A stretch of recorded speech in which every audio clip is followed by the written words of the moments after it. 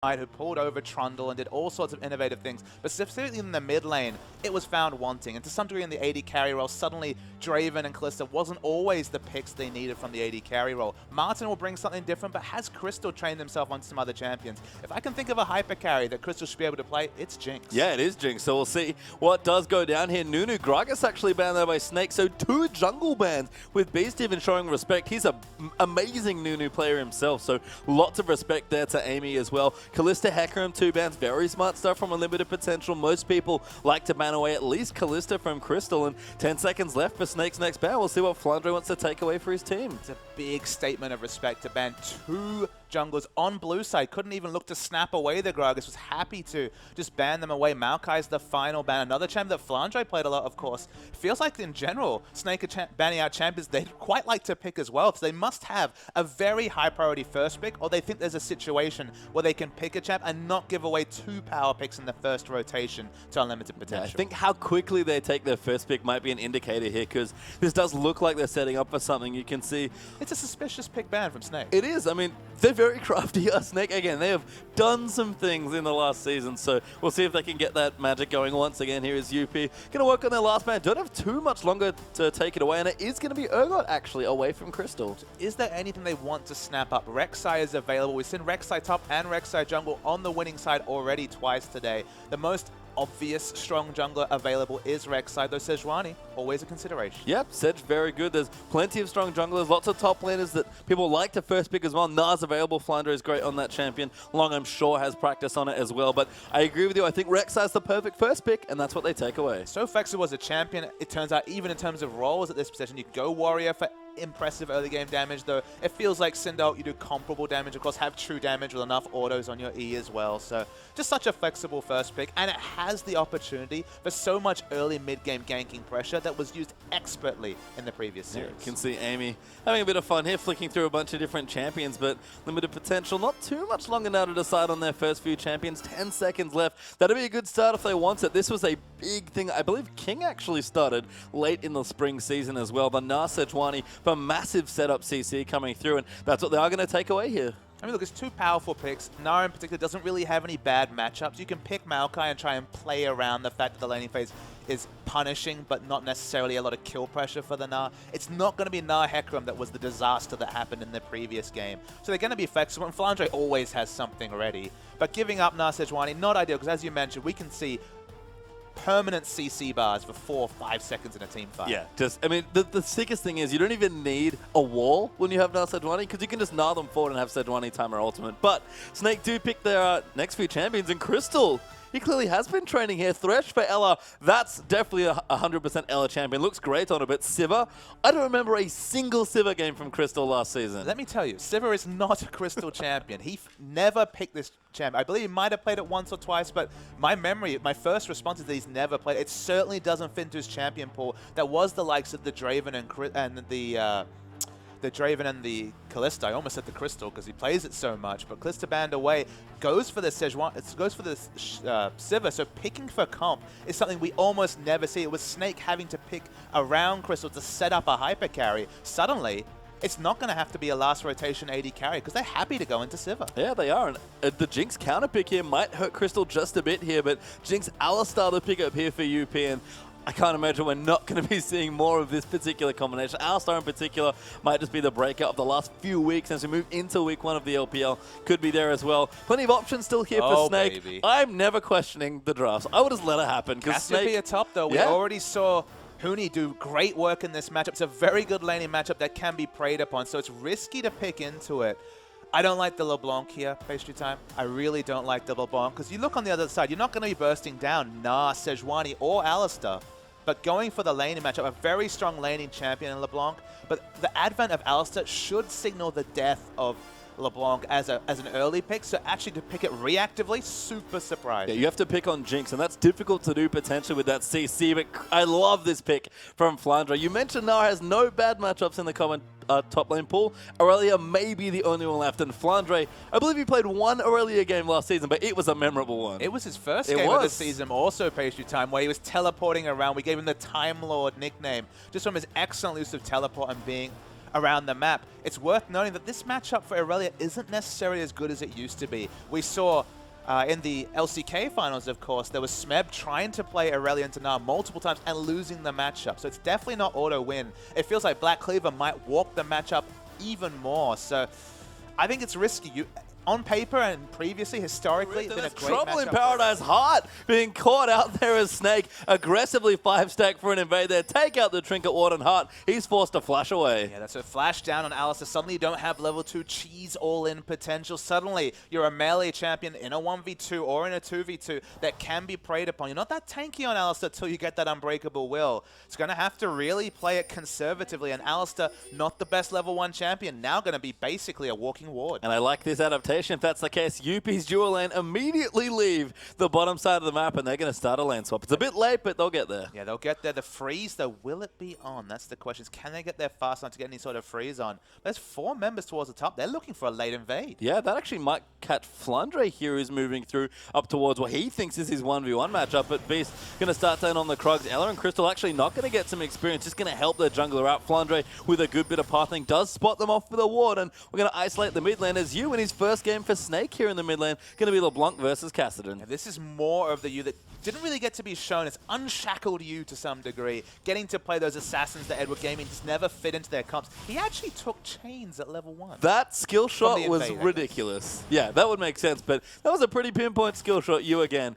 Known more for the Orianna Ziggs back in the days on Edward Gaming, but still on point with his assassins. And you smartly picked up the Flask. I've seen a lot of LeBlanc players in this matchup, for whatever reason, try to opt into the Doran Ring and then just find the fact that they just can't deal with the guaranteed targeted poke coming through from the Null Sphere. You need to go for this regen heavy build, and it'll just weather the fact that when it comes to just pointing Qs at each other, Kassadin does better than LeBlanc in that matchup if you're on point. Yeah, and punished sort of for the same reason. LeBlanc's expected to try and bully you out here. So Flask, I've seen Pawn do it a lot, actually. He loves that item. So I like that both these mid laners are just taking a little bit of a page out of a decent mid laner's book there. I just love the Q chicken that comes up, because Kassadin wants to preemptively get it so he gets the shield.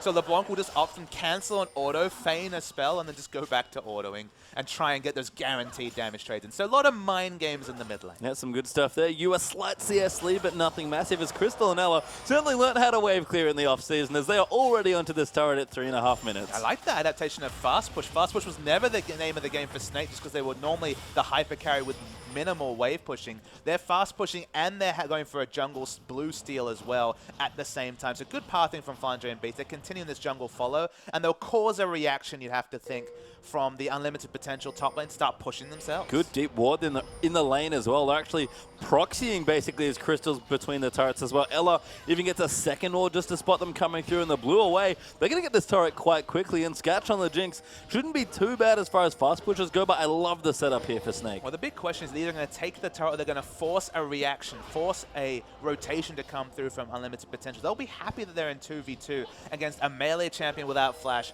and the Gnar in this situation, who will spend at least part of the lane in melee form himself. Snake are dictating this early game, and that's what they're looking to do with the Sivir pick and with their early rotation. And that's where they look best. Yes, they team fight very well, and they go to late game nicely, but getting there when they're a bit behind, that's the times when Snake really fall behind in their game. So getting off on the right foot early, I like the aggression coming through in the early stages, and you actually battling nicely, but Punish handles that trade excellently. Again, he got the Q in at the right time, so he's able to negate a lot of the damage coming through. I agree. It's amazing in how many levels this is reminiscent of the first series that Snake played in the LPL Spring. It was all about the Aurelia coming through from Flandre and his carry performance. It was all about Beast dictating to the enemy jungler and getting in their face. I believe he won the Nunu versus Java matchup, then won the reverse matchup.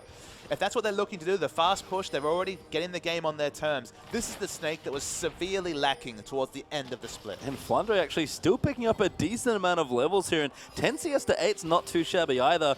I don't know how unhealthy the turret in the top lane is, but if Flandre's come up here with his teleport to defend early on, that's a big win once again in yet another lane for Snake. And Alice has been walking around. He hasn't been able to just headbutt Aurelia when she goes for an auto attack.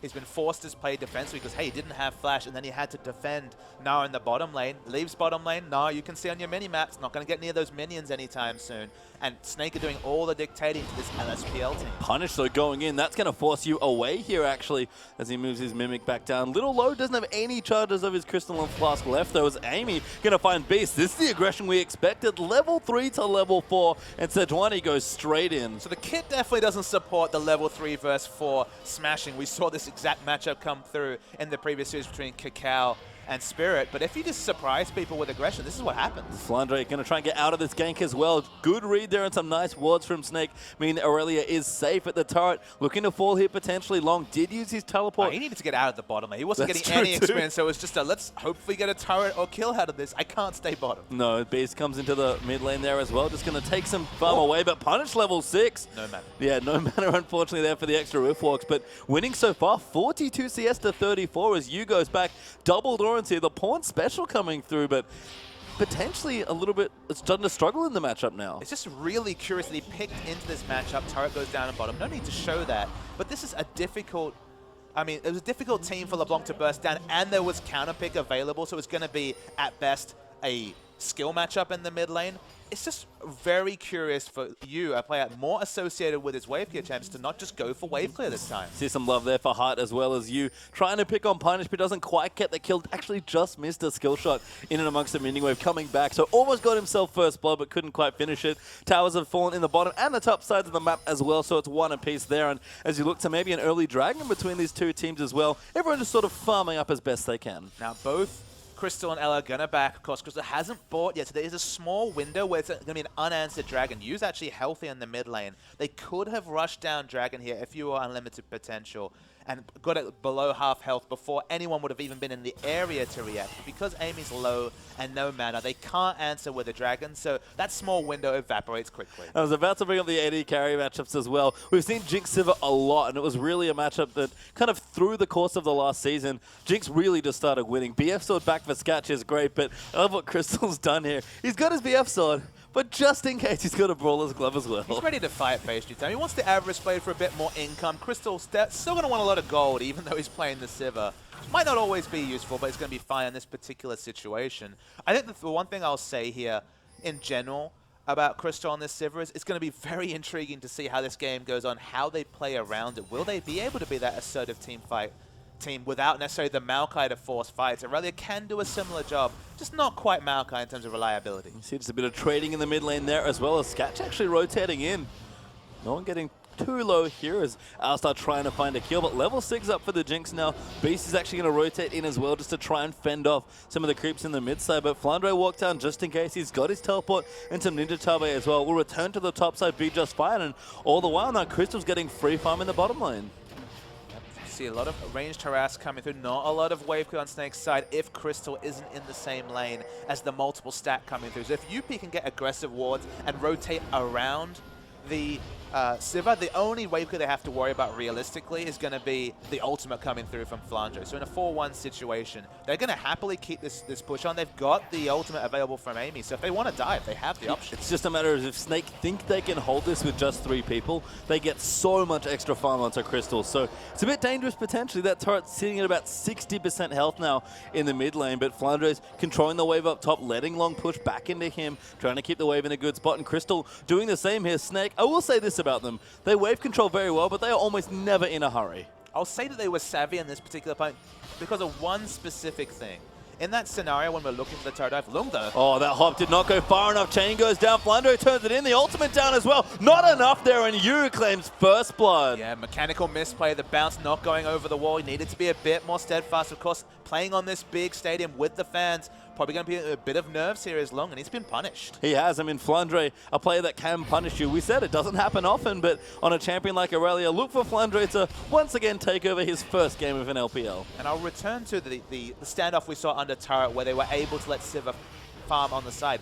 If that Alistar was level 6, it wouldn't have been the same situation because Alistar could have taken turret aggro, dived with the Unbreakable Will, and they could have looked for a turret dive with the tanky Alistar and the tanky Sejuani. So because he was level 4, you could go for a cheeky move like that, but it's too arrogant to do that if Alistar has level 6 available. Smart stuff from Snake there, I do agree with you, as UP going to get on top of this Dragon now. Eimy level 6, Punish level 7, Alistar not quite there yet, but Rek'Sai used the ulti already back towards the Wolf camp though, and that should be a first Dragon coming through for unlimited potential. Yu is going to check it out, will get a Trinket Ward for his trouble, dives right in, sees the Dragon and says, uh-oh, it's already dead. Snake had a lot of wards in the area. They should have known it was happening, didn't respect it. Sivir kept pushing in the mid lane, wasn't able to take a turret in answer, so it feels like in a lot of ways UP stole away that first Dragon. I think so too, and Crystal has got his Avarice Blade now, so you know, maybe just wanted a bit of extra farm, getting greedy there as well. But that doesn't sound like are you sure?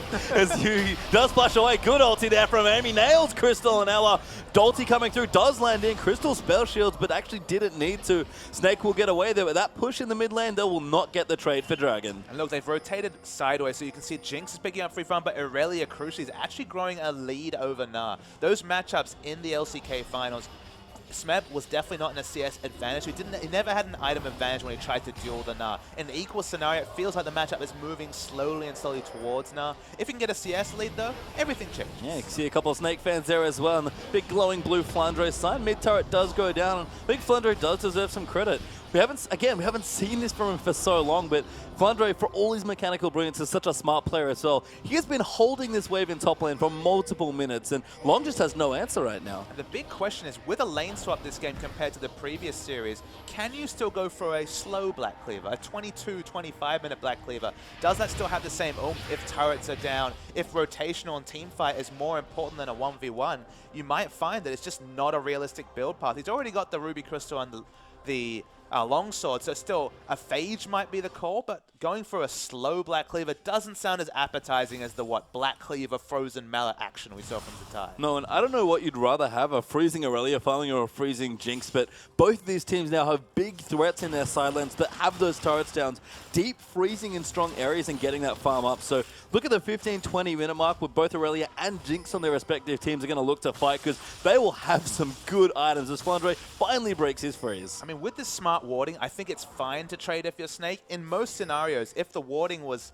towards the advantage of UP or equal, I think you'd probably take the Jinx picking up the farm just because he's got such a strong tank wall, and it's so hard for LeBlanc to assassinate him that he should be fine in most fights. But with Sivir Irelia and Irelia getting farmed in this particular situation, given the fact that they've been more on point with their wards, they can out-rotate and get Irelia into the backline somehow, they're going to be very happy. Yeah, Beast saw them as well. Flandre is going to come in. That Tremor sends a huge boon there. The hook does come through, but a flash will keep Heart safe here. Skatch is here as well. Loong almost in the Meganar form as well, but LeBlanc's here first. Cassidy roof walking as best he can as Snake.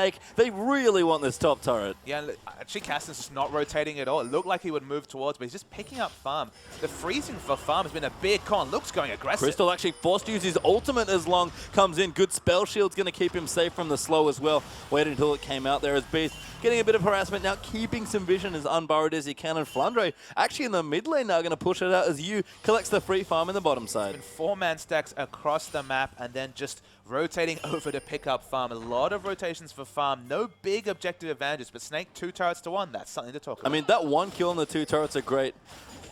But look at all the gold that Snake have just from the rotations farm. It's been a lot of 4 stacks, but Snake are the first ones to break away and give themselves empty land farm. If UP don't get this, that's trouble, but an ulti lands in for Eimy. Massive knock up there for Hart. Jinx ulti in as well. Beast almost dies, but Crystal will get headbutted in and go down. Long's going to chase in onto Beast. That's going to be a kill there as well. Flandre dives in, tries to get a kill, does get one, I believe, as they answer back with Hart going down, but the hook not quite there. And Snake, they save their turret in a 2-for-1 trade. And 6 minutes later, what I talked about before comes true. You cannot have these standouts when Alistar hits level 6 because he can tank turret for days. They have the aggressive ultimate with the Glacial Prison coming through from Sejuani. That's why the dive went well. It was a good trade coming through from UP, and that's the flexibility that a support like Alistar uniquely brings. Yeah, you can see you going to return to that lane, but UP starting to pick up steam as well. The next Dragon going to be crucial for these teams as well as unlimited potential already with their first, and you can see Dragon back up in about 1:55 as Flandre still needing some farm, but Jinx goes back, pickaxe now as well. Rod of Ages done for Punished as well,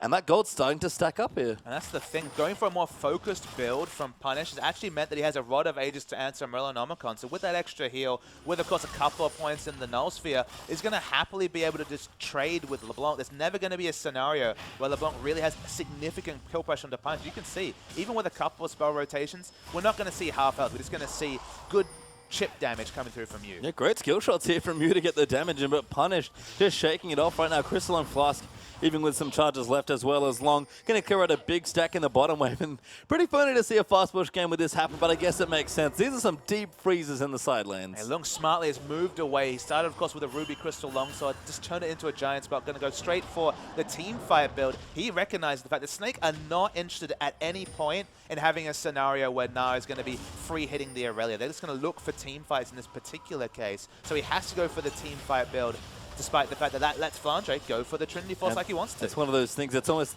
a hidden trait of how well Black Cleaver builds, is because if you go for those Ruby Crystals and need to audible, you can do that very easily. Ruby Crystal building into Giants, that was such a massive change, because now you can just build Ruby Crystal and have so many flexible options. You add Black Cleaver now, it's Giant Spell, Kindle Gem, Phage, all excellent Ruby Crystal options. So Ruby Crystal starts even on the likes of the Haunting Guys for Rumble. Such a flexible item. We're going to see only more health coming through, especially when Cinderhawk's in. You can see Beast, though, hanging out in the jungle, trying to get some camps down, but does not counter jungle away. Actually, no Smite's going to make that a bit tricky, but good deep wards, actually a trio of them just in a diagonal moving through a Snake. They want aggressive control of this dragon here. Even going to get Lantern in for the Scuttle Crab as well. Snake, they know they have to arrest control of this objective. And their aggressive pink wards around the dragon compared to the defensive pink wards coming through from Unlimited Potential across the map should mean that Dragon is just not something that Unlimited Potential are looking to be able to fight at this point. Interestingly, Skatch went for a Zeal there with some Berserker Greaves, so maybe wanted a bit more pushing power, wants to transition a bit smoother, but he's going to be fairly close to Crystal as far as teamfight damage goes, where I think it has Infinity Edge, it exceed him in that situation. It's one of those situations, unfortunately, that with the lowering of the crit chance on Infinity Edge, you might actually have more reliable power coming through with the Zeal, and it also gives you that movement speed to be able to stay away from those skill shots and continue fighting in the backline. With Zeal and Boots too, there should be no way for LeBlanc to close the distance onto Jinx. Well, we'll see if you can get it done. He's level 10 so far with the Blasting One added in as well. Probably going for a Death Cap as his second item as UP just group up and push you off the creep wave once again. He's actually ahead in CS, but trying to poke in on to punish is a rather futile endeavor now. And look, they've got the split push happening with Aurelia once again. Doesn't look like Na is going to try to match it, at least at this present point. Teleport not up for Flandre at the moment, whereas Loong does have teleport, but no players around the map to really contest the fight. Flandre just going to have it soon, but he's pushing that wave in, and again, there are so many wards on the right-hand side of the map here for Snake. There's 4 in a row in a nice neat diagonal, playing Connect 4 almost to Snake there on the mini-map. As Flandre going to go back, does he have enough for the Trinity Force? That's a big question, and I think he might just have enough of his backing now. No, just a dagger instead. But in general, he's dodged the 1v1 matchup against Na until he's finished the Trinity Force, and because of all the rotations, the fact that Loong was so frustrated under having to teleport just to try and help push with his team, Loong's gone for a team fight build, so it doesn't have the Aurelia crushing items like Black Cleaver. And Aurelia's just gone for a standard build. So he's been forced into a team fighting build, and now when he finally gets the 1v1 matchup he's been looking for, he doesn't have the items to necessarily take it. So it feels like the first 18 minutes have contrived to set up Flandre to carry, which, it's good times for Snake. It is indeed, and I think cleverly Snake are just delaying for this next dragon. They don't want to fight for it because they're waiting on, I assume, the Trinity Force from Flandre. Crystal does have an Infinity Edge to pair with the Avarice Blade, so quite a bit stronger now. Some of that early greed with the Avarice Blade paying off now, but Flandre still farming up, needs a bit more gold to get there. Crystal doing the same, wants to get his Berserker possibly as he moves in, and Snake just playing calm here, knowing that, you know what, if you're not going to go for the objective, we're just going to leave it. The big power jump is 200 gold away from Skatch. That'll finish the Infinity Edge. That will be when he's going to be able to be comparable in terms of items and really start going for these trades. He needs to be strong because he has a strong front line, but not a lot of damage, especially early from the likes of Cassid and Na. Yeah, you almost caught out there, but does look for a chain. Doesn't quite get it onto hard as Skatch. Caught him almost with a zap as well, but UP trying to get some control back. They've got good defensive pink wards to clear out all of the wards that Snake had placed in there earlier, but Flandre going back does now have his Trinity Force. The teleport's up. This is Flandre's favorite part of the game. Item time is coming. You spots out the fact that Jinx is back, and he's going to go for the assassination. Oh, nice stuff here. Just going to delay the back. If nothing else, the Chompers just saving Skatch's life, but that may just give over the dragon. And actually, the extra movement speed from Zeal saved him because he was like the first person I've ever seen be able to walk out of the chain even after Flash. Had just enough movement speed to get away, but it's free Dragon for Snake. Good block of the ulti there by Ella and Crystal as well. And that Dragon does indeed go over to Snake. So Skatch goes back, now has the Infinity Edge, so quite strong, but it's a little late for that team fight, unfortunately. Doesn't have Flash as well. Now there's a small window where if you keep this ward advantage that Snake have been able to cultivate, you get that pick onto Skatch, UP's team fight falls apart. He needs to be safe. In late game team fights, he should be safe just from how strong the front line is, and the fact that there's no other targets for LeBlanc to select means that her movements in a team fight should be pretty predictable.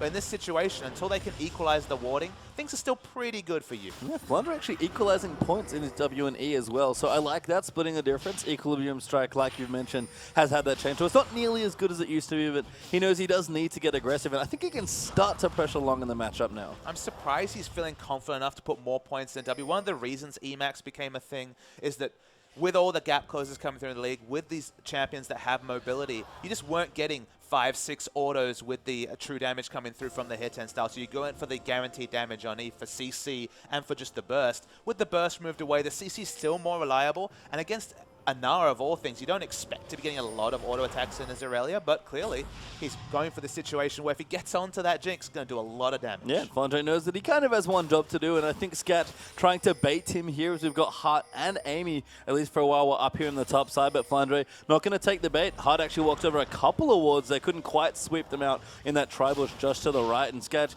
will keep getting bumped. Fondre again will dodge a lane now, actually looking for now, I think, because he's confident farming in the 1v1. Looking for now could be the mini movie title of this game. Everyone's been dodging lanes like it's going out of fashion. We haven't seen the 1v1s that we always crave when we see big laning matchups. But again, everyone's been dodging the people picking up items. There's definitely identities. We've got team fighting Gnar versus split push and just core items coming through from Aurelia. So one of the facts is that Gnar has been forced to build more for team fights than for splitting. But I mean, Cassidy, he's pretty happy because in all of this, he hasn't been killed, he's been farming, and 10-stack Rod of Ages is not far away. No, and Hart actually a bit caught out of position, was forced to use his ultimate there, got to about 50% health, and Crystal's now on the bottom side trying to get that pesky funnel outer turret out as well. So again, Snake, they've been doing a lot of rotating. Punished eats a massive amount of damage there as well as Yu comes into the bottom line, and it's been pretty slow and steady for Snake, but Flandre going to start to turn it on. Loong activates his Randuins, but tries to get away, will hop to safety, but you can see some of these matchups are starting to turn. Absolutely. With the Randuins, just doesn't have any counter damage. He's not able to auto attack with the Aurelia. He isn't the Gnar that we saw in the LCK finals. He's just not able to deal with Aurelia. And we get back to that 5.2 meta where Aurelia can smash Gnar in scenarios like this. Not the Gnar we saw in the last series with Frozen out. Black Cleaver either is hot. We'll get caught by Ella. The box actually coming through. Teleport's coming through for both. As Flandre diving in aggressive. Does get the kill. Loong here a little too late, and Snake, they're just going to take the turret and run. Yeah, I mean, they don't have ultimate on the Alistar. Well communicated once again in terms of timings. Should be a turret going down uncontested. It's in the mid lane, actually. We see a kill. Yeah, Punish. Nice 1v1 there. Finally getting a handle on the matchup here. Got the cooldown boots. Codex up there as well. Fully stacked Rod of Ages, or almost there, you have to think as well. So Punish, we've talked about it. He's been on the back foot for the last bits of the matchup, but starting to get ahead now. It must have just been an overstay, given that he has such a healthy health bar. Of course, he's used the flash to flash with what maybe surprised you, but that's a big kill to come through as the 10-stack Rod of Ages only a minute away from completion. Yeah, Rabadon's done now for you as well. So power spikes coming through for both of the mid laners. Flandre pops his head into the mid lane for a couple of CS, but going to revisit the top side. And 3 for 1 now in turrets, equaling kills and dragons though for Snake, but all the extra farm they've gotten, the extra turret they've gotten as well. And we look at 24 minutes, 3,000 gold ahead for Snake. And that's probably the minimum when you have the likes of Rek'Sai LeBlanc, so a very strong mid lane duo. You've got the Sivir also for mobilizing the troops and getting those favorable fights around Dragon. The fact that they haven't got 2-0 in terms of Dragon kills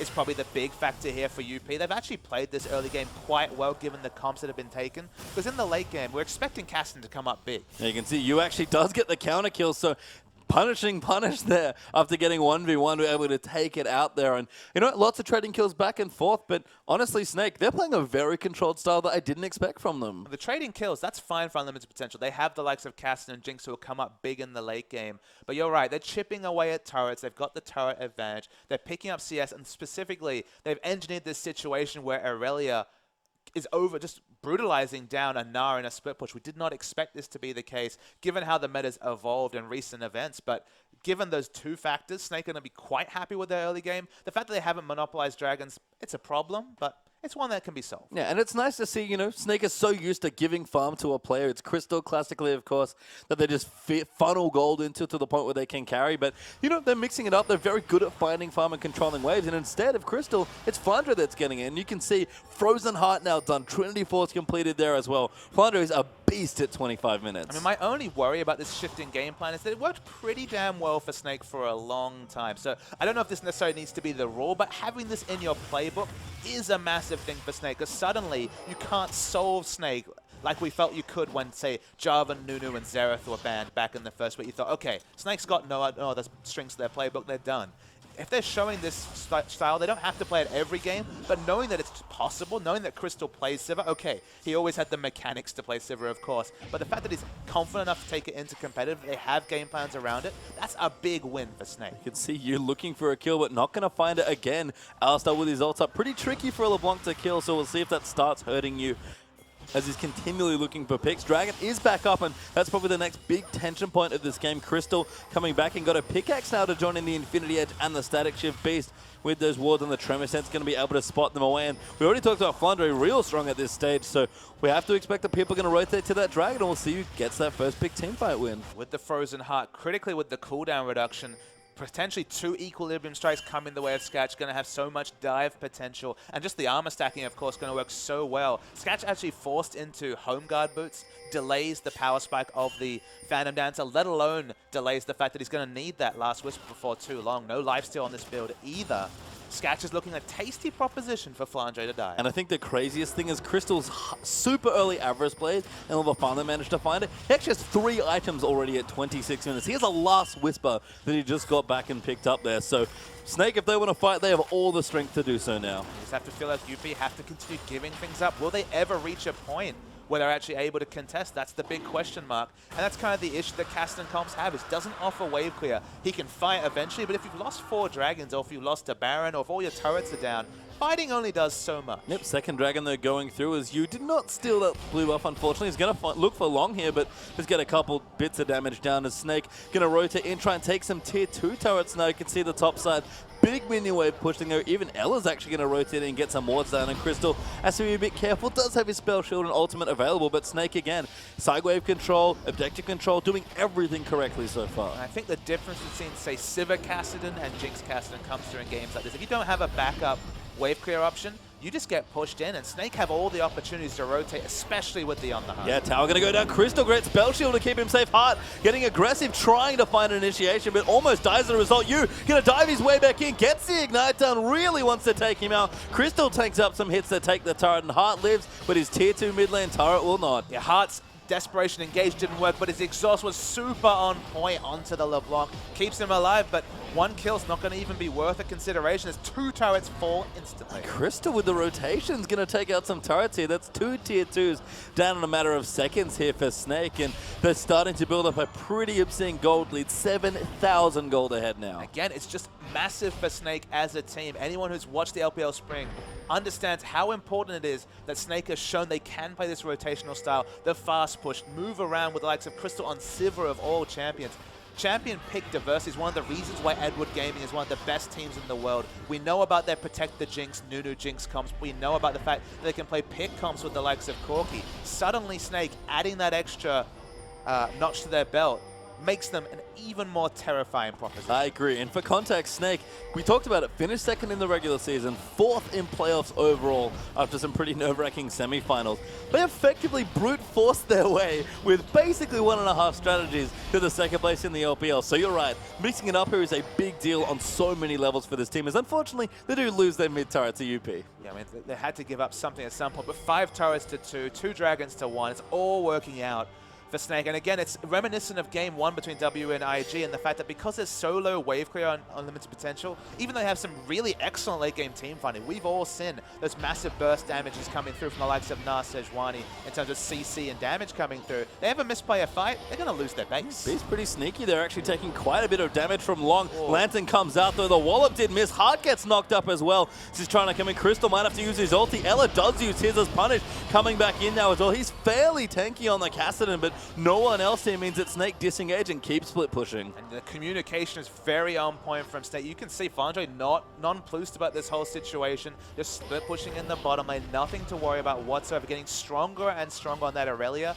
And Loong's not really fancying the split push at this point. Yeah, good back cancel there as well from Beast. Delays Skatch for a little while longer. Flandre still pushing. Going to take him a while to get to that inhibitor turret, but minions in the mid lane already there as well. Crystal's actually going to find his way into a potential 1v1 here as Flandre keeps pushing in. Loong does survive the onslaught, but Flandre, he is not stopping. And Skatch does not want to walk up to Flandre. Don't let the auto attack crits deceive you. With the Frozen Heart, definitely has dive potential and kill potential onto Skatch, who has flash up, but that's all he has going. Cook there does land. Loong actually now in Mega Gnar form does have his ulti and the flash to line up if he wants to, but Snake disengaged wonderfully. Crystal with the spell shield just poking back and forth. He's got a Vampiric Scepter now as well, just to make matters worse. Another hook lands onto Eimy, just more poke coming through, and Snake, they'll take their time, but slowly but surely they're going to get these turrets. This is just from just pure brute force itemization. Remember, so much spent on boots the Skatch have. Obviously don't offer him too much in terms of combat stats outside the attack speed on the Berserker Greaves.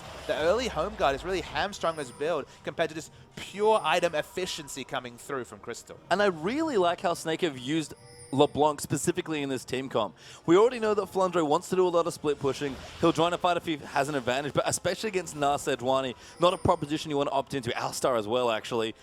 They're kind of using you as a mobile mage because they can either get picks when they move through the jungle or push up minion waves with him. It's really smart usage, just running UP around the map. Yeah, if you know he doesn't have kill pressure on Cassidy, he's making Cassidy play accountably. That's the big thing. There's never been a Cassidy roam that Pawn, for example, was so famous for on EDG. Even though his burst trades are doing, what, 40% of the life of the Cassidy, he picks up blue buffs, uses whole mana bar to just keep Cassidy under control. They've taken his turret away, and even though he's not picking up kills, the pressure that it's causing in the mid lane has allowed these mismatches from the likes of Aurelia versus Gnar, and just Sivir and Crystal to pick up a mountain of CS. And Crystal is power farming in this game. 329 CS at 32 minutes, excuse me. BF Sword now added in for a Bloodthirster coming up now as well. Skatch finally gets his last Whisper completed as well, so does have 3 items for Jinx. I think a Vampiric Scepter away from a really strong jumping off point for this hyper carry, but Void stuff done for you. Flandre getting stronger with a Randuin as well. He knows he has one job, and that's dive people under turrets. As Crystal will get aggressed on there by Loong. Mega Gnar comes through. Ulti comes in. Good flash ult there from Loong. Heart's going to join in as well, and Crystal uses heal, but I don't think he's got enough left. Flandre going to join in. The Lantern's there to save him. Beast goes in. Ella gets him away with the box, blocks the ulti, and they save their AD carry. Now with the ultimate down, they might look for the re-engage, but with Crystal Solo they don't. So this will be a turret pickup. Not quite the kill. It was a really nice move from Loong to get that ultimate against the wall, but they cannot pick up that kill on Crystal. Oh my god, Heart took so much damage from that LeBlanc. Sometimes those chains cross the map. I agree, and you can see what happens when they don't have enough as Flandre does get ultied up there. Chompers as well, but Heart going to get hooked in. Punish goes in, takes out Beast. Ella getting low as well, but they're diving everything onto Jinx. Takes her out with the LeBlanc. Flandre is kiting away and somehow escapes, and Crystal life-stealing back up. Still here, you going massive there for the double. Sivir cleans out the next kill, and Snake's team fighting still not lost in the offseason. A 4-for-1 win. The unsung hero was Beast, who got a flash unburrow onto 4 members, died for the pain,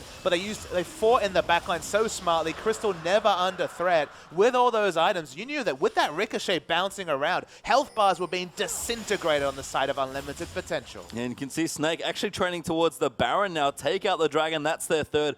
Going to move for the Baron, that'll be their first if they take it out. Almost 10,000 gold ahead of unlimited potential, and unfortunately for this game, time is running out for the newcomers. The Rek'Sai has so many tunnels outside the map. 5 men there already. Alistar will probably get there just to hear the sound of the death of the Baron, and they can just choose who they want to go for this big minion wave. Maybe we'll learn something. Will it finally be Flandre picking up a big minion wave? Well, I can see you and Flandre actually having a bit of a race for it. You does pick it up there, actually, so it seems respect to the mid laner. For what Flandre, remember, famously has had those games where he played the likes of top lane Java and just walked wherever the farm wasn't to try and be an EQ bot.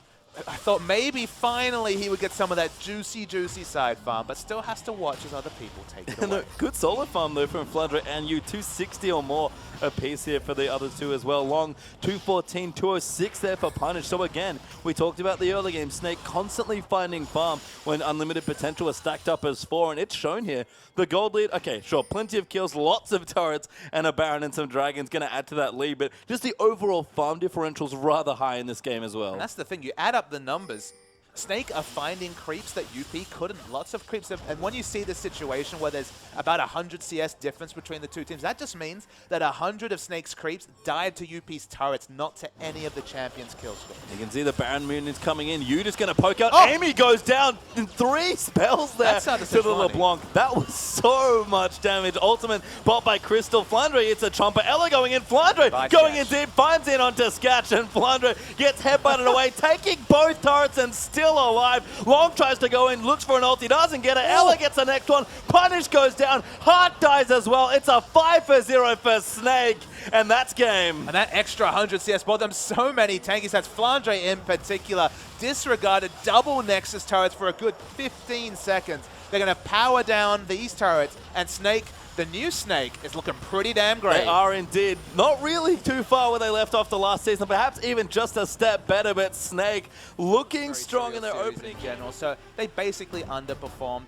throughout playoffs and the last couple of weeks of the regular season. Showing strategic diversity is going to be a big thing for them coming into this season. It is indeed, and we're back into this Game 2 draft here. UP over on the blue side this time around. Banning out the LeBlanc away from you. The MVP performance, can't blame them too much. Hecarim banned away again. Nunu Rek'Sai once more for Snake, so more junglers being banned out there as Eimy just taking so many bullets in these drafts. It's just impressive to see the power of LeBlanc against a comp that I identify was a super hard one for him to be particularly effective against. That effectiveness was all in chipping and then taking down objectives. Powered on the kills later in the game when honestly it didn't really matter. They were just padding out his KDA. But he still played very effective LeBlanc in a meta which was supposed to be moving away from that champ. Cassiopeia banned again. We've seen quite a few Cassiopeia bans today actually. So curious to see how much play she's been having there locally in China. But Kalista banned out again by Crystal actually, or by Snake of course. So away from Crystal, but don't want to give it up on the red side, and we'll see what Unlimited Potential want to take away here. So the big factor with the Cassiopeia bans is you'll remember there's actually been a lot of Azir bans coming through. And it's one of those situations where Azir versus Cassio is really the only skill matchup between those two champions. Both of them have fairly dominant matchups outside of it. So with Cassio being banned, Azir being on the table, you take the Azir. If Azir is banned and you're on the red side, you kind of have to ban Cassio. Otherwise, you have to deal with a lack of good Cassiopeia matchups. So it's all about the dynamic of that matchup that we saw so often in the LCK finals, for example. But there's a lot of powerful picks available. Yeah, smart stuff there. So the first pick, Azir, does come through there for Unlimited Potential. But Snake, looking at a couple extra picks here. Urgot's unbanned from the last game as well. The Maokai's also been unleashed. Flandre goes straight to Maokai, and that's Urgot as well. And these are 3 champions that have been permanently banned basically throughout the course of today. Have been the Maokai, the Urgot, and the Azir. But this is a scenario where Snake have been happy to give up one because they get 2 of these power picks. And Urgot is very strong against Azir, especially as he gets levels, 11 and 16 when his flash into hyperkinetic position reversal is actually a fairly large amount of distance. If you swap in that Azir into your team, especially if his ult's down, you can actually assassinate down that control mage. You can indeed. As UP considering their next few picks, I like the Sivir Hover here. I think she's one of the better matchups against Urgot. It's at least neutral as far as I'm concerned, but Gragas Sivir, perfectly good picks here. I mean, Alistair Sivir actually was the common lane matchup that we saw. A bit of sustain coming through from the Alistair, kill potential, depending on how things go. We might see Alistair stolen away by Ella in this particular game, but Sivir, as you mentioned, she can negate either the hyperkinetic position reversal, the R if you're really on point, but normally it's just, you negate the Noxian and corrosive charge and just ensure that no lock-on comes for the burst. Yeah, Sivir is, I think, surprisingly tanky just because of how much resilience she has in the kit. She's squishy if you get onto her, but a well-timed spell shield dodges so much damage that Sivir does play sometimes like Urgot as far as tankiness go, but Nidalee picked up there. You have to think that's for Beast, and Alistar is going to be the pickup for Ella. Nidalee jungle being locked in by Beast before, even though we've had Cacao, Spirit, and even Eimy in this game, Beast being the first jungle Nidalee would be a super surprise. I mean, he did play it quite a bit in the later stages of the season, but you're right, it's not Spirit, it's not Cacao. Even Dandy probably had more well-regarded Nidalee games at the end of the split.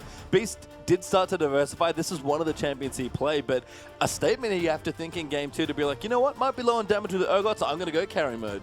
waiting to see what the last couple of picks come in. Now is being moused over. It's a good aim match of well, but wow, a very late change coming through. Lane Jarvan, a Flandre special, smattered it through the previous split. It's actually locked in. Yeah, Jarvan, Nautilus actually the 2 picks there, so limited potential, probably looking for a bit of engage there, especially those last 2 picks. That is a lot of target and engage. In general, they're trying to engage on their own terms. They want to go deep with specifically the Nautilus, the Jarvan, and to some degree the Gragas, and then have the control mage in the backline in terms of the Azir with consistent damage.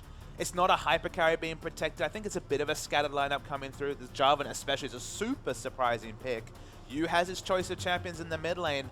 Castan's probably the most prototypical matchup against Azir. It's not the best Castan matchup, but it's pretty good for Castan. Yeah, you can start to, at least get on top of him through Emperor's Divide, so that is going to be the pick away here. Yu has a lot of Castan games classically. That's another nice element that he brings to this team, because I believe both Flandre and Yu can play that champion. And in general in this matchup, of course, you can use the Riftwalk to get over the Emperor's Divide. It's one of the unique gap closers that actually counts as a projectile pop, so you're able to get over that impenetrable shield for the pushing advantages. And wow, 2 games in a row, Heart has taken a massive burst of damage to start. Yeah, doesn't die this time, but did take a big chunk and not die last time. So he'll be safe for now. Does keep his flash up, actually, is probably the biggest difference. So eating some spears here. Lots of poke, actually, between the Maokai and the Nidalee. And this is the nice thing I like about Snake's comp. It's got good engage and disengage tools.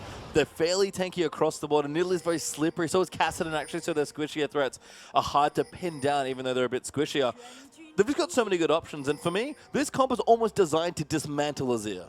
Absolutely. I mean, this comp is all about diving onto Azir, like you mentioned. But even if we think about, say, unlimited potential engaging a fight, Jarvan's going to EQ in, Gragas going to body slam, and then use the ultimate. All this is far away from an Azir who needs to be fighting on his own terms. He wants to put down soldiers and have people try to walk through Emperor's Divide and get very depressed that they can't do that. When everyone's diving to initiate, you just feel there's going to be situations where Jarvan's going to be a screen away from the Azir. Azir's going to be able to do nothing. Unless Azir goes for like a second item Zhonya's and goes dive frenzy himself, then he's going to be punished by all the lockdown from the likes of Urgot, Alistar, and Maokai.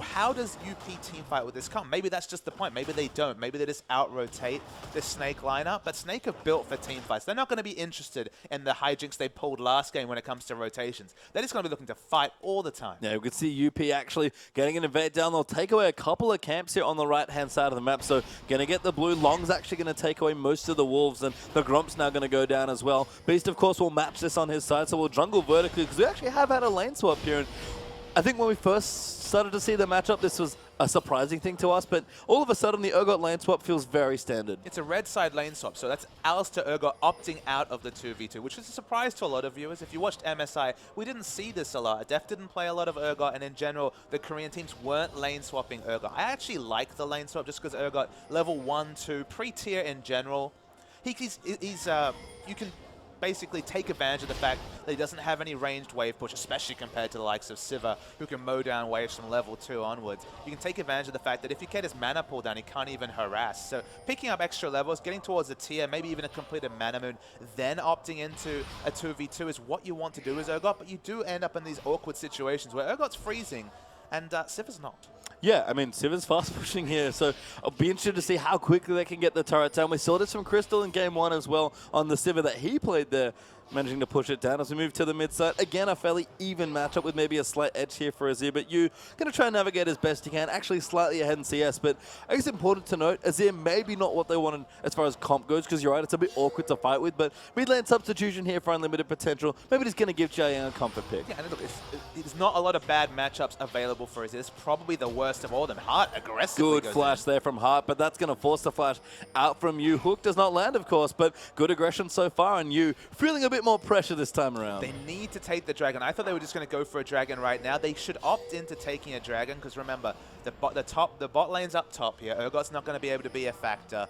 Maokai's going to be looking to wave clear. Sivir can control whether they push in the wave. It felt like instead of going for that gank in mid, it would have been a free dragon. Now that Beast is rotated, they're backing away, and that was definitely a window where with super tanky champions, Gragas has great sustain and single target damage once he gets the Drunken Rage onto that dragon. Nautilus can take multiple shots, just pop that Titan's Wrath shield. It should have been a free dragon. It's been denied by smart little moves from Snake. It was an excellent ward by Flandre as well, as he kind of came through, kind of knowing after the 4-man gank they're probably going to go for Dragon. Gives enough vision there so they can stop that beast. Actually joins you in the mid lane ever so briefly just to heal him up. And we've got Roam now from Ella coming through on the Alistar, potentially looking for a gank as well. And Jarvan's walking top. You can see that lane is pushed in. It's been expertly pruned by Crystal. There's nothing for Jarvan in the top lane. They need to make other things happen. Dragon would have been the start of a snowball from UP, and now it's not even realistic. Yeah, and Flandre starting to find some farm in the bottom side as well. 6 to 7 so far, so not a massive advantage or disadvantage, but Makai, like we've said so many times in lane swaps, just so good at picking up CS from far away. Well, that's the thing. He has the big range on the sapling toss, which has very high burst. Base damage. You might even put a second point into it if you really need to. Of course, you prefer to max the Twisted Advance for longer root duration, and then just the burst damage actually coming through from the percentage health. But a couple of points in it early, a couple of Doran's rings if necessary, but otherwise going to be a catalyst into an eventual Righteous Glory. Yeah, so things just fine now for Makai. 12 to 9 actually, as Long still hasn't found any CS at all, maybe just a couple straight jungle camps. Flandre not having the best time, but getting some CSN experience. And we talk about it already, Flandre, like a lot of top laners, does a lot with a little, and Flandre seems to give himself a little quite a lot. But whenever he gets Maokai, he just defaults to this champion because, I mean, Maokai's excellent champion. It's been Sin and MSI, became basically first pick, first ban because it deals with so many different things. AoE team fights, assassins like LeBlanc, all of them countered by a tanky Maokai. Yeah. And he's such a great laning phase that we mentioned multiple times. Long's actually rotated to mid. He's level 3. Yeah, he's relatively clever, but you was thinking if I had a bit more mana, you'd be dead, friend. So Long. You'd be dead. Nice one. Smart rotation from Long to get a bit of CS for Cheyenne going to return. The turret in bottom will go down there as Sivir takes the first one for UP, and we'll see what next response is. So this dragon's been delayed to 6 minutes. It should have been a 2.5-minute dragon when Maokai was just walking from base slowly to bottom. They could have chipped that dragon down to over, like, below half health. They're going to finally get it. It's probably too far delayed. It won't be contested in this situation, so credit to Snake for delaying this a few minutes, but this is the dragon that should always have been the result from just the vertical lane swapping for you. Yep, does belong to them. Snake have a good timer as well because they have a ward in the area. Flandre also knows that he might be getting dove here, so probably wants to back away from that potential good sapling there as well. We'll spot them moving through, but Flandre probably going to have to give it up, given that he doesn't even have an outer turret to walk to. No, he's got nothing to count on whatsoever. No friends, nobody on that side of the map. He's forever alone at his inner turret. I think Snake also took away the blue buff as well, because that was what Ella and Beast were doing while the dragon was going down. But Jiayang does take away the other blue there as well. So I think they traded blue buffs there, but Azir does make sure he gets one. So smart stuff from UP. That's not a big issue here. So you didn't pick up a blue buff unless it hasn't spawned yet. So it's a big pick away coming through for Jiayang. He's going to go wave clear mode, and that's been basically the story here. But will you be able to do what Punish couldn't in the previous game and lose the shackles of mid lane and actually get around and impact the sidewalks? Well, he's got his early blasting one. You can see these trades doing a little bit better now. We see Pawn do this almost every time he plays the champion, but just getting some early power, this helps you get through what's usually a pretty rough early landing phase. It's actually used for more wave clear, but he hasn't been maxing the force force. I see a turret dive. Yeah, damage coming through there. Good headbutt there onto Harp, but Skatch coming through with the damage. Beast here as well. Crystal also in there at level 7, but Amy's coming in only level 4. Flandre even teleported up at Snake, looking maybe a bit too far for a kill. Flashing forward are many people there as well. Jiayang's in there. Great Emperor's of Iron's going to cut them off, and that damage absolutely ridiculous. Flandre going to get aggressed on. Will be looking to be the first kill. Lives for just a long enough to get first blood onto the Nautilus, but does go to Sivir, and Skatch going to try and find another kill, but they didn't quite get it. It looked like UP were going to come up big when you saw the Emperors divide 4 members on below 400 health on the Snake side. Couldn't force the fight. It only ends up being 1-for-1. Very aggressive turret dive, as expected from this team fighting Snake comp, but they don't get any big advantages and might actually lose quite a lot of turret health in the trade. Yes, Skatch with a BF sword and a long sword actually, so we're going to do some work here. Eimy pretty low in the jungle, but we'll go back and buy the next few items there. Skatch moving cannon. Yeah. Always a bad sign. As Skatch is actually going to go back, so no turret's going to go down, but the early advantage does go to unlimited potential. Feel great empathy whenever someone misses the cannon, under no pressure. No, it's it's just sad. Nobody wants to miss a cannon. It's kind of like missing a tip as if it was just sitting there in the lane. It's worth so much gold. Anyway, Loong actually going to freeze the wave down in the bottom side. Level 6 now for the Jarvan, so got his ultimate ready to go. Started to pick up a bit more farm. Actually ahead of Maokai now as Flandre doing the Gromp by the looks of things. So you got his Catalyst starting to build up towards his Rod of Ages, and we're going to probably go back into a bit more of a farming phase now that Dragon's not up for a couple more minutes. We haven't seen many free farm Jarvans come through. Usually they're just really starved of resources like Flandre. We alluded to in the previous games. It looks like he's working towards the Tiamat first. We've seen some Jarvans just go straight Hydra, full damage. I believe Koro played a game where he just stacked Brutalizers after he got his rushed Hydra, and they won the game. It didn't seem like the most serious effort coming through from either Koro or ADG, so always interested to see where you go with this build, because if you go too far into damage, you do a lot of bursts and then you explode. Yeah, you explode quickly as well as Beast. Also level 6, not that impactful on Italy, but hasn't been able to get the pressure we expect. Eimy, good CS, keeping up nicely in what's a very fast clearing jungler. You, though, going to dive in, gets ulted away, but Amy's here as well. That's going to force the flash, and you, good aggression, but a nicely timed counter gank. Yeah, it was just, I mean, the Azir mechanics in general have been excellent, Xiaoyan. We already talked about the team fight where he split the team and got a lot of trade damage in with the Emperor's Divide as Azir, and then just nice mechanics coming through again. Still has his flash available, so relatively safe. Double tier is the build coming through. Double Catalyst is the build coming from Snake. Crystal?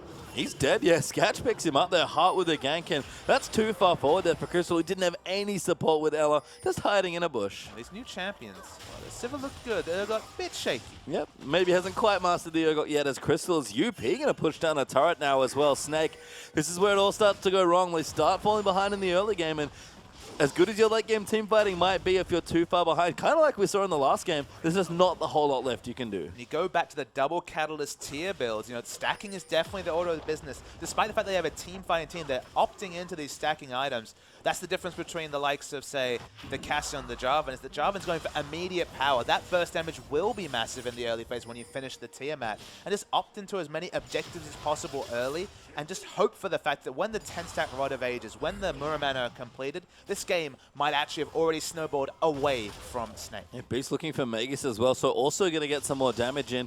Snake, I guess the other thing they can look to do is siege under turrets quite nicely. They can dive well, and of course, Nidalee always good in the situations. But setting up small skirmishes, not that easy here, and Snake have not found them yet, especially with Azir always threatening as well. So one portion of sieging they can do, they can chuck spears, they can do a little bit of long-range turret. They got turret damage, none at all. They got no turret damage. They got an Urgot as their only ranged auto attacker alongside the Nidalee. So they definitely don't have ideal turret damage. So sieging might be an option in the late game when diving is very possible. But when it comes to sieging turrets, nothing like what UP are able to do. No, and Yu does have his Rod of Ages now as well.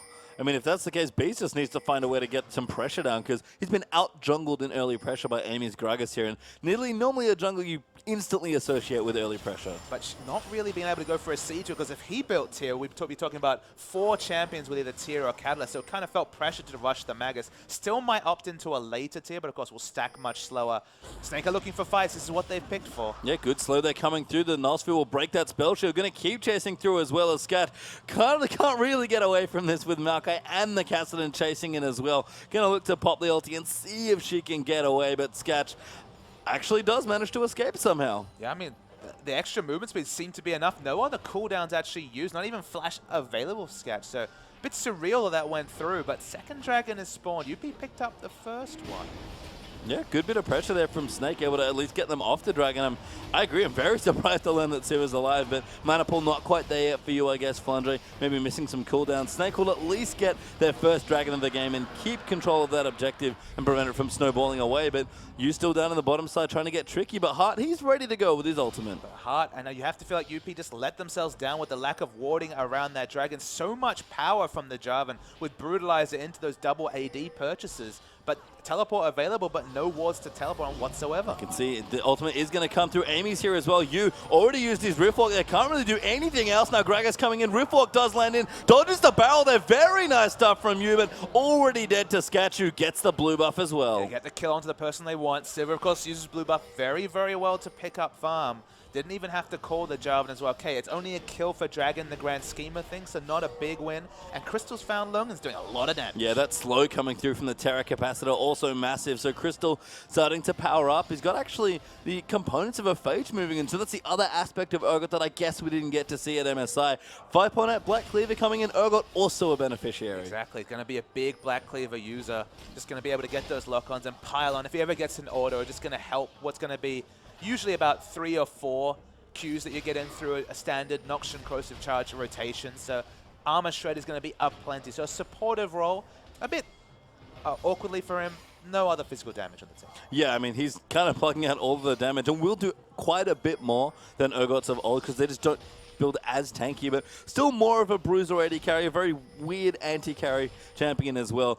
Not the same hyper carries that Crystal's used to, that's for sure, as UP rotating aggressively to the top side, no tower. They're looking for kills now. The surprising thing from Urgot is that with 20% CDR, unless you have literally no CDR from runes and masteries or any other items you pick up, I mean, how do you fit in a Frozen Heart as well? That's the big question. It's usually been Frozen Heart that's been the big pickup for an Urgot. It looks like that might push him over the cap. I guess I'm not privy to what runes he's using this game, but Frozen Heart against a double AD comp, especially a Jarvan, it feels like Frozen Heart is not an optional choice here for Crystal, but the CDR cap's going to be an interesting proposition. We'll have to see what he does go for as Flandre clearing out some minions there as well in the mid side. He's actually down in the bottom, keeping the wave there as long as he can. And this is an adaptation that we saw in the last game that I actually do like from Snake. You much more proactive with his assassins about moving between the side lanes and getting an extra farm, which was not something was afforded of Baka. In fact, it is only possible because Crystal started to give up more farm. Yeah, that's a very good short explanation of what's happened this particular game. You've completed your thought well. And in general, the shackles have come off you in terms of, you compare it to Castan last game, Punish never got to leave the mid lane, was getting consistently pushed in. Mid turret still healthy, and Castan able to pick up this side lane farm. Things going well for Snake. Looking for a turret maybe as Beast comes down as well, but they'll give it up and just push the wave in instead. There's a Dragon down already. Snake, of course, getting there first to equalize as Jarvan piling on the damage, Crystal farming up there as well, and we look down, unlimited potential, couple thousand gold ahead here, about 2,000 gold up, potentially looking to take out a last Adder turret or maybe just fight. They have good item timings coming in. And that's why it's awkward that they really slipped up around Dragon. It should be a 2-Dragon stack already, given their power levels, given the fact that they were going for immediate power rather than stacking choices.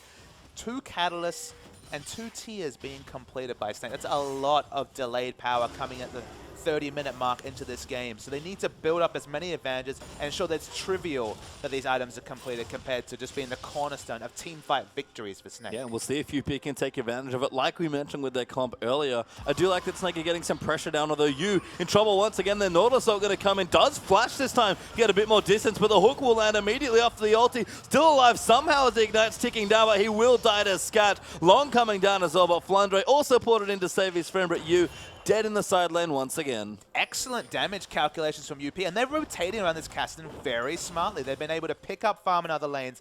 Azir's still free pushing in the mid. They draw out a teleport, and they lose nothing for it. So credit from UP. Both these teams actually using Sivir really well. They are. I mean, don't want what happened last game to happen when LeBlanc just started running away with his lane. Xiaoyang does get the mid turret as well, and Beast cannot apply any extra pressure with no one really in the area other than Ella, who would only add extra CC. So 3 turrets to 0 now, 4-1 in kills and equal on Dragons. That spear will go wide as the recall completes, and Dragon up in a minute 30, unlimited potential looking strong for that next fight. Absolutely, 3 turrets to 0 should not be a surprise when we talked about the fact that Snake have no wave clear whatsoever outside of Maokai having good base values on his spells. They should have very healthy turrets, and they do. That's why you can see the Smite actually used here, the Rangers Trailblazer, just to keep this turret up, because unless they can chip it in the situations like this where they actually get a very rare out-rotation, these turrets should stay up a surprisingly long time for UP. Yeah, and they are as well. You can see there's Bagel there in the turret column there coming in. Dragon up in 55 seconds now there for UP, and Beast is doing decent poke damage. Snake have tools here to try and fight, but yeah. 4-0-0 Sivir. 1,600 gold ahead. The Black Cleaver means probably no Brutalizer, so 40% CDR without runes is very possible with the Frozen Heart. Still probably going to be the pickup coming through. Still new and trying to work out how the Black Cleaver works, but no Brutalizer is a bit sad times for him. No, Crystal pretty solid here as far as fighting potential goes as well, so feels relatively comfortable, I guess, versus Sivir, but Infinity Edge Zeal Berserker Greaves here for Skatch. He is really ready to fight with the rest of his team. Even Xiaoyang has his Nidalee Large Rod plus the Athenes. I don't think Snake can afford to contest for this dragon. I mean, the only person they have to play around is Loong, because he's all damage. So if they can get ward supremacy here and then just have the Cataclysm engage, it's going to do 500-600 damage between the EQ and the Cataclysm. But of course, in a longer fight, it's going to need dive buddies. They found you again. They're going in. One more ulti. Heart's going to follow in. Jarvan's in there as well, and you gets CC'd for days as Skatch gets his 5th kill of the game. Not very apt in competitive play often, but he was dunked. He was dunked there. I mean, I like the Nautilus pick here specifically. I mean, maybe that's why they want the Jarvan as well. We talked about their last 2 picks being a massive CC train, and they're using it to pick on this Kassadin with great efficiency. And that Zhonya's can't come any faster, but it is quite far away. As Flandre will get a turret trade, but UP already got the tier 2 in the bottom lane. The turret trade should be a misnomer. It should be a kill, turret trade, and a dragon coming through. Don't really see any way for Snake to compete. They had smart vision previously. They actually have 2 aggressive vision. It's on the enemy red buff. They need vision around the dragon. No such luck. And it's an easy dragon for UP. Yeah, and Xiaoyang able to stay in the mid lane there as well. Just doesn't have to leave. Keeps farming up Beast. This will be a crucial steal if he can get it. But the rest of the team are coming in there from a limited potential. They want to take it away. Beast trying to get the buff. Going to have to give it up. They used the smite a little too early. And Azir's even going to get that as well. And Hart was super smart. You saw what he did. Is he hooked onto the buff, then was smart enough to just all walk in front of it to eat the spear if it came through, just to ensure that it stayed up. Azir gets the transfer, and nothing big to show for Snake. No, you can see Sivir and Nautilus aggressive in the enemy jungle. Amy's there as well. This looks very similar to our game 1 here, except it's unlimited potential doing it to Snake. Hart will get aggressed on, but it's fairly tanky on the Nautilus. Will take good poke damage, but Flandre and Beast, they can't do enough here, and Flandre might just be dead now. Ulti there for Gragas. Wombo there coming in for Jarvan as well, and Beast gets a heal, pops back out into Cougar form. Skatch wants his 6th kill of the game, doesn't get it though as Eimy picks it up. Crystal does get a turret, but Xiaoyang's even pressuring tier 2s. They got half of the mid turret. Sivir's pushing into top. The trades are not looking good whatsoever from Snake. And this is the UP that really was opened up. Their team fight, certainly not there. Their team fight, wonderful from Snake. But teams too often do this, where they just go all in on these strong fighting champions, on these strong lane matchups, and then realize their comp together just doesn't really do much. No, and I mean, you've been trying to find farmers, constantly been ganked by the Nautilus and Sivir. Skatch even going to take away some Raptors here as well. Long's Jarvan, it's funny that you mentioned it in the last game where Flandre walked around with nothing but kind of being an ult bot here, and Long, has gotten some farm, he's got some CS there as well, but he's effectively there for the same purpose. He's gone the Korra route, where it's going to be an ult bot, do massive burst damage, 1.5 AD scaling coming through on the Cataclysm. Of course, if you hit the EQ, you got Armor Shred coming through from the Q, so you're just doing massive burst damage in this situation, and honestly, he has tank friends when it comes to the likes of Nautilus and Gragas, so just go for the burst. If you get that, if you get specifically the ward advantage, you cannot face check the burst damage of this jar. No, we've already seen the CC and burst that Long's been able to do. Locket completed now as well for Eimy. Long's gone back, he's got a Hydra already done and an extra pickaxe plus a Brutalizer completed there as well. Fan and Nets are done there for Skatch. It's an embarrassment of riches for unlimited potential. Embarrassment of riches is right, and you feel like Crystal understands his team needs more damage, but that delays his Frozen Heart, specifically the Glacial Shroud. He's usually, Urgot's one of the unique champions that can deal with a full AD Jarvan, because he just so easily and so optimally itemizes into a Frozen Heart with that 90+ armor. That armor's coming much later. Yeah, I mean, Flandre is trying, but he is, again, starved of resources this game, not like the earlier game, and going to struggle to really get those big ticket items. Building up his Frozen Heart, does have a Righteous Glory already, but this is how Snake has lost so many of their games in the last season. Fall behind early, look to team fight, and by then it's just too late. And again, we saw it in game 1. It's an apt comparison. It's funny how today's had so many echoes of either last season or the start of last split or finals or MSI, but that's just how long league formats work, is we have a lot of things to draw from. But if you compare this to game 1, it's again one of those situations where, yep, Snake's got a pretty sick team fight comp, but this is the reason why you don't see a lot of Kassadin, say, for example, Korea, which is really about the rotational play to a fault sometimes, is that if anything ever goes wrong, you don't have any wave clear on the team, so you just lose a million objectives from every kill. That's the big kind of issue that Snake feel here, is that from this point onwards, if they lose a team fight, they're basically going to lose all of their base. Yeah, I mean, you can see the pushing pressure already, the pick potential. We haven't even had a full-on team fight, not even a 3v or a 4v4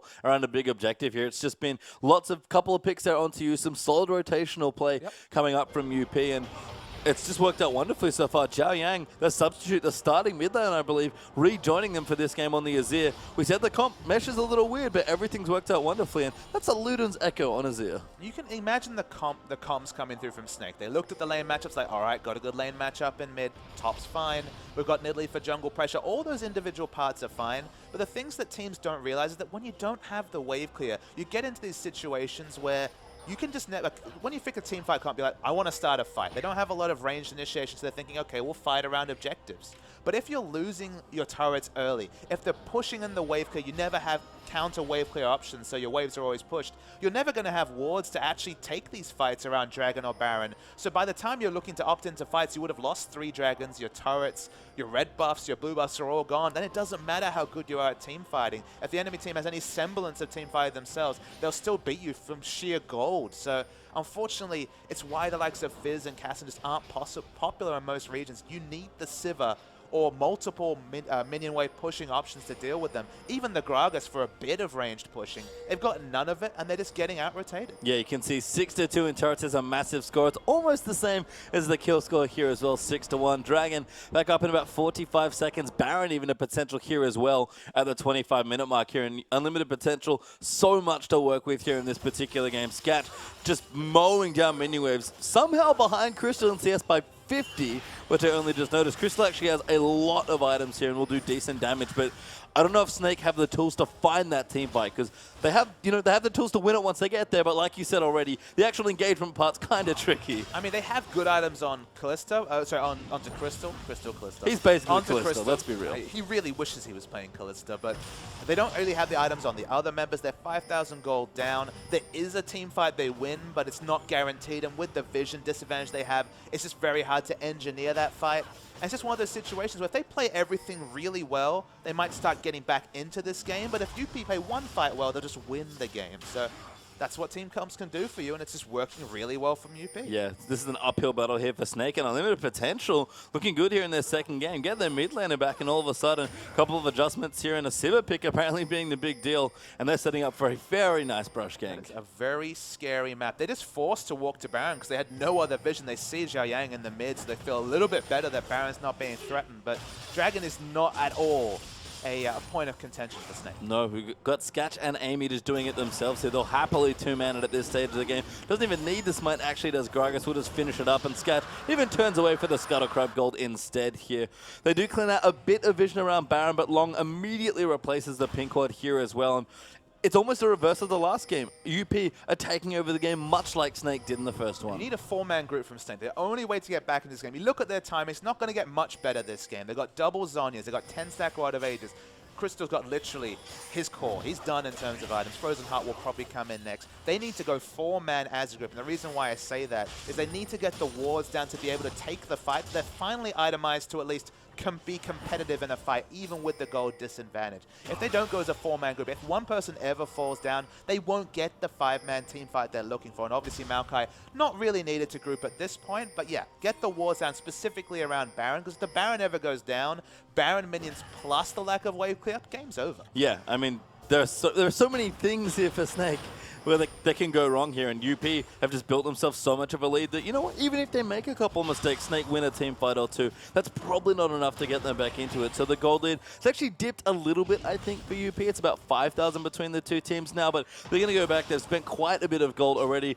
Long's actually done stupid damage now with the Last Whisper joined in for his item build as well, going for that Koro build that you described, and Snake will see if they can find a fight, because if not, UP are just going to walk all over them. Jarvan split away. Jarvan kind of wants to group more than Maokai, for example, because he needs a bit of setup. He needs to hit all his spells to justify the massive damage purchase. If he misses one of them, It's going to be a bit like when Cassiopeia drops, for example, the Poison, or Draven drops an Axe. You need to hit all those spells to justify the full AD job, and that's why he's teleported in already. Yeah, Long's actually using the Sivir ult to ride in as well, but Crystal trying to get away. No such luck. There is 5 members descend upon him. Swaps Long away there, tries to get some extra resist, but it's not nearly enough with all that damage, and Crystal gets picked off. Smart moves by Ela. They're trying to clear out as many pink wards as possible around this Baron, because they understand this Baron, it's going to go down fast. I mean, they might get a turret here, but the Baron has started now. UP going to walk onto it. Snake have to respond here. Flandre does have a teleport. Beast can try and poke them off here, but this will be a very difficult task here to try and contest. And Flandre, he's coming in, but I don't think he can do it. They're going to need good communication. Baron's very Beast low. goes in, he steals the Baron, does go down, but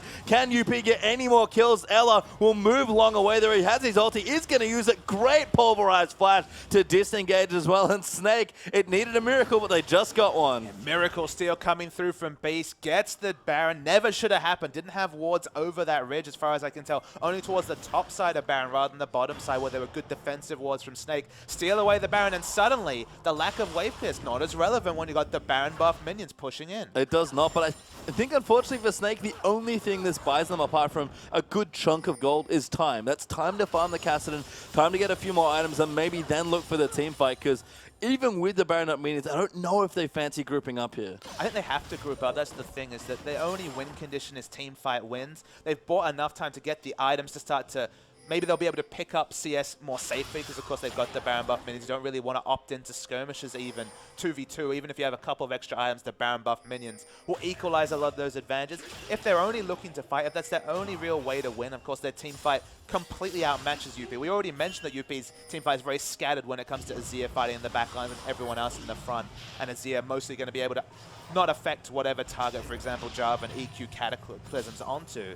Given that reality, teamfight wins are still a possibility from Snake if this 5k gold lead gets smaller or stays the same in 10-15 minutes time. So time, it's the one resource Snake had no control over extending because they had no ability to take Baron or Dragon. They've finally bought themselves time to actually just start to get those item timings. Well, they seem to be sticking pretty close together as Ela and Crystal, I believe, are pushing something out. Long actually going to get aggressed on. Good knock-up there, kind of stops Snake, but Crystal flash swap. They're going to try and kill the Jarvan. They need a kill here, and they get it. Flandre going to get all the gold. Yeah, I mean, it's full AD Jarvan. He dies very, very fast. He only goes back and buys more AD with more armor penetration coming through from the Youmuu's Ghostblade. Skatch tries to answer with a push, but this is Snake once again not losing any objectives and picking up free gold. Yep, free gold and time is perfect here for Snake. Even trades, they might be okay with at this stage, but unlimited potential, staying on the aggression. I like this choice. Good setup there for Azir. The ulti gets popped by Sivir. Ela getting aggressed on, but you trying to disengage away, getting chased, I believe, by the Sivir. But you can see the pings. They're on to Skatch. They want the kill, but Flandre, he can't find it. Eimy might ult him back in. Emperor's Divide actually saves him, and Ela dives into the backline onto Xiao Yang. He's got the ulti ticking away at Crystal. Now gets ulted in. Nautilus ult in there as well. Still somehow alive, takes out Xiao Yang. Hart now getting aggressed on as Beast chasing away the other carry. Eimy gets a kill, but Hart's getting aggressed on now as well. Nidalee somehow kills Sivir and Snake. They've won a team, but they had no business winning. But pastry time, it was an easy team fight to win. It's 4v5 the whole time. Why are they so far aggressive?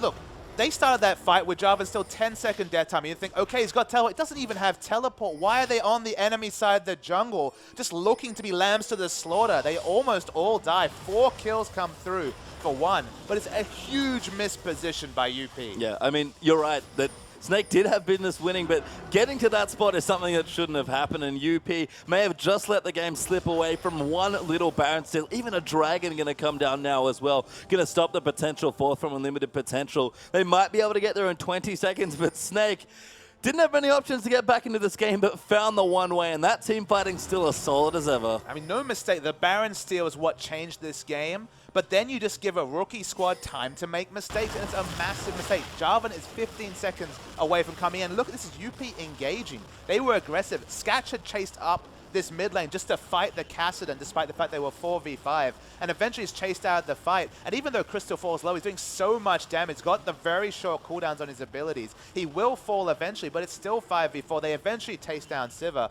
and it's an unorganized fight against a Kassadin who's able to get all these rear forks in, consistent CC coming through. this was an unforced error for you tennis fans out there. They did not need to be this far up the map. They chose to be, and they got punished. They really did there. I think a 4-for-1 trade in the end. Gonna lose that. No, didn't lose the dragon. Unlimited potential. Actually got back in time to get it. So a very tense game we have now. 1,500 gold ahead only for unlimited potential after what was a good-looking snowball. But that 5th dragon gonna be looming every 5 minutes from now. And this is, Snake is in the position, ironically, of being the seasoned veterans that are looking for the missed plays from their upstart youthful enemies. And that's, you know, hilarious given they just came into the split last season in much the same situation. We always expected the things to change for Snake, and they'd be the ones to make the mistakes, but now they're preying upon the mistakes from UP. The shot calling was very poor in that situation. Should have just been, get the hell out. You don't need to be fighting there. There was no objective even to fight over. Baron was already down. Dragons on the other side of the map, they were fighting for, I don't know, and they just died. So it's a big mistake. The gold lead's now down to 2,000 gold. The team fight is already excellent from Snake. Their tails are going to be up after picking up the Baron. They've got one win condition here, the 5th dragon, which is still very much alive, but team fights are a very scary place for UP to opt into. And you can see they're dodging as much as they can. They're just moving Sivir around, taking what advantages they can find and trying to push out some of these waves. Not many objectives to fight over right now, but Baron is back up in a minute 30. Another blue buff still going to come through, and Yu is actually going for a death cap here, not the Athene. So needs level 16, needs maybe a bit more gold here. It's an interesting build. It's very burst heavy here from Kassadin. I think I like the burst damage build because although Jarvan's gone full damage, realistically you want to take down either Zhayang or Skatch at the start of a fight. One rotation of spell is going to be doing over 50% of the health of any of those people. So go full burst and just rely on... Oh my goodness. Crystal's damage is not messing about. Flandre going to dive in as well. Yu goes around and Crystal gets the kill. Zonya's this pop there. They're going to chase in onto Skatch. Eimy gets disengaged from Crystal. Dives in massive there with Flandre. Long's going to try and come around as well, but Skatch is getting completely zoned out of the fight. Beast takes her Eimy. Flandre is still running them out. Long's going to die here as well, and that's 3-0 already. Make it 4 as Skatch. Going to eat a sapling and dies to a Nidalee trap of all things, and Heart getting chased down. Might just get away as he gets slowed there by Kassadin, but Snake 4 clean kills this time, and Beast, he is not stopping there as Heart. Going to keep getting chased down. Some good mechanics there, but the last kill does go to Kassadin. The rookie mistakes will give away what should have been a certain victory for unlimited potential. The game won't end now, but these team fights are only going to continue to go in the advantage of Snake with that new Black Cleaver, the Frozen Heart for 40% CDR, obviously itemized it in just fine. Crystal does disgusting damage, and they can't assassinate him. No, and that's a new thing about Urgot, I think, that part of the reason I've seen him banned. He has Black Cleaver back in business there. Xiang gets swapped in massively. Crystal just going to take him out himself. Yu, though, cleans up the kill instead, looking for another MVP, and that inhibitor's gone. It's crazy to think that one steal changes the fate of the game. Crystal will die. Does go down. Ella comes in. Flandre's found his way back into the fight. They want Long apparently is used zoning out Skatch as well. Dives in too aggressive though. That's the kill for Sivir. Beast also dove into the turret, but Flandre just trying to keep alive. Beast goes down, and all of a sudden it's just the tanks here left for Snake. Flandre gets ulted up there. Skatch is quite low. He's got to be careful. Ella activates his ultimate trying to find a target, but Flandre don't think he can get away from this one. Skatch gets another kill. Flandre will die as well for the last one. And the ace this time for UP. Man, this game is such a seesaw. I pronounced their death too early and over. Oh my god, Baron's up. It was a big overextension from Yu in particular. He didn't need to be turret diving the Sivir. Got stunned and died under turret. It's going to be a free Baron coming through from UP. 5th Dragon also. They pile on both advantages. Even with all the team fighting in the world, Snake might just lose to minion pressure. Yep, Zhao alive as well after getting picked off. Able to get the Baron buff as well. Now going to shove out the top side of the map. Snake got a couple waves pushing in the bottom side now after Azir cleans out the top wave, but a mistake after a Baron leads into a win, and UP Snake make a mistake, and they're the ones with the Baron now. In the last 10 minutes, both teams have had the win in the palm of their hands. 4 kills to 1. One person getting picked off. UP overextended and gave away 4 free kills and wrestled control in this game back to the team fighting combo coming through from Snake. Snake will continue to win team fights. It's just team fights might not become a required point of victory for UP, even with their scattered team fight comp. If they pick up the 5th Dragon to go along with the Baron, there's no wave kill on the Snake side. They'll just get pushed in by all the minion pressure, and UP should be able to engineer a win. So seesaw game. slightly in the advantage of UP now, but they make one mistake against this Urgot. If someone gets picked off, UP will lose a fight. Yeah, dragging up in a minute now as well. Less than actually a Snake trying to set something up here in the brush. Is going to be very important. Yeah, let's pay attention to Skatch. It does have it ready to go, but no vision just yet here in the area. U acting delicious down in the bottom lane, trying to bait them towards something, but UP, yeah, they haven't gone for it yet. The red buff's a good takeaway there, but Crystal and Flandre really committing to this brush camp here. Well, they just expect that UP will want to set up vision 30 seconds, 1 minute before. Very solid assumption, but you can see the very smart backpings, presumably from Hart, who does a lot of the shock balling for this team. They realize they have no business getting anywhere near this dragon unless they have a plan, and specifically unless they hit that scrying ult. There's 3 saplings in that brush as well on top of a pink horse. Shaco box style. Yeah, Flandre even trying to assassinate someone. I mean, the response here is good. If you can't see them, push through the lanes. You'll find them eventually.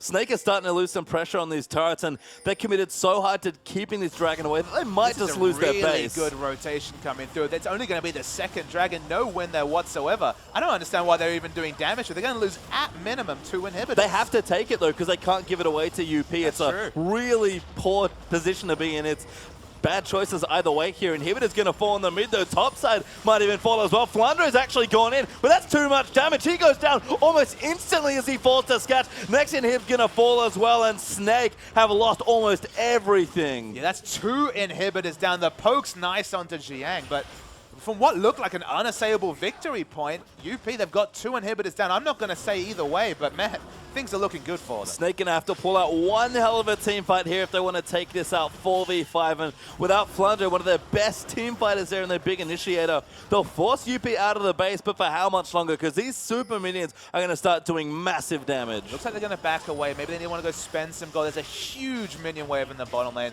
This blue buff's been stolen away so much, it might be as well be UP's second blue buff, given all the steals that have come through. The Cassidy has come up big in a couple of fights, but again, the weaknesses start to come through now that he just doesn't have the wave clear really needed to try and keep them in this game. I mean, you mentioned it already, pretty much at the top of this game, Papa.